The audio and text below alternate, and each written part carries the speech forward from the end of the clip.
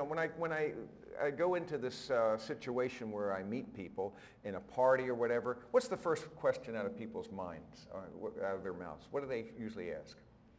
What do they ask? What do you do? And I say, about what? No, I don't do that.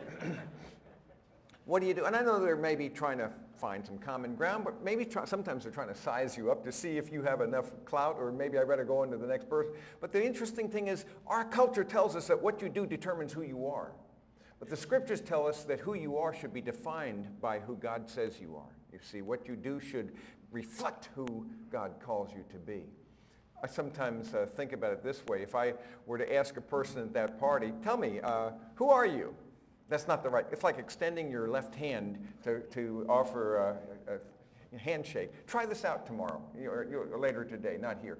Offer your left hand, and that person will extend their left hand. It's something bizarre. It's like standing in an elevator and turning around and just looking at the people. It's just not what's done, but this is how it is. But they'll do it, I promise you. So I asked them, tell me, who are you? What will they say? They'll tell you what they do. And I said, no, I'm sorry, I didn't ask you about your job. I asked you who you were. Well, then they may tell you where they're from. I'm sorry, I didn't ask you where you're from. I asked you who you were. They'll tell you about their family. I didn't ask about your family. Now you're really making yourself obnoxious, and they want to get away from you as quick as possible. Am I right? But here's the point. A few more questions. Who are you? Who are you? You know what's going to happen? They're going to discover that most people haven't got a clue, but they don't have any being. It's just doing. It's just having. And so God says, I can define you. You know what my answer to that question is? Very simple. I know who I am. I'm a child of the living God. That will be true no matter how I perform, no matter how long I live, no matter what I do. That will be the embrace. I am in a relationship with him. You see, here's the point. As I come to love God more and more and get to know him and realize he's the lover of my soul, as I respond to that and allow his love to define me, you know what that means? Loving God completely and loving myself correctly, which is to see myself as God sees me, empowers me to love others compassionately. Now that goes from the vertical to the horizontal. And I'm now secure enough to serve. You see, if I don't know who I am, if I'm trying to define it by what I have and what I do, I will not be secure in relationships. I'll go to relationships and milk relationships to get my needs met.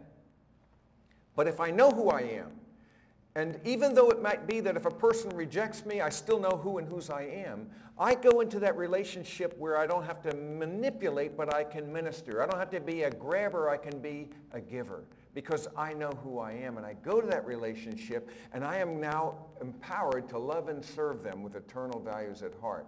And that is what real joy can be, where we experience the love and the joy and the peace that God has invited us to pursue.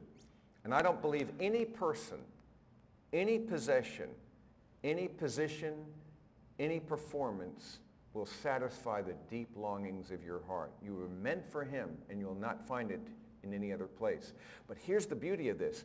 Once you find your true life in his embrace, then you begin to discover that the overflow will be a satisfied life, a life that will actually then contextualize. And my view is that all things being equal, your activities will be energized.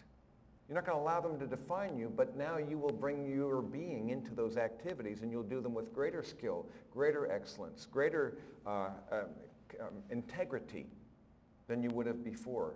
Now you are playing to an invisible audience of one. And he's the one who sees behind all that we do. But if you're seeking to be pleasing to him, guess what will happen? If I'm doing it not by way of eye service to impress people, but if I'm doing it to be a servant of him and to express my love for the one who loved me, now the quality of my work, the integrity of my character, all those things, and the skill that I embrace, all those things will now find their proper place, and I'll begin to discover that the things that people really look for are love, joy, and peace. And that's what he offers me.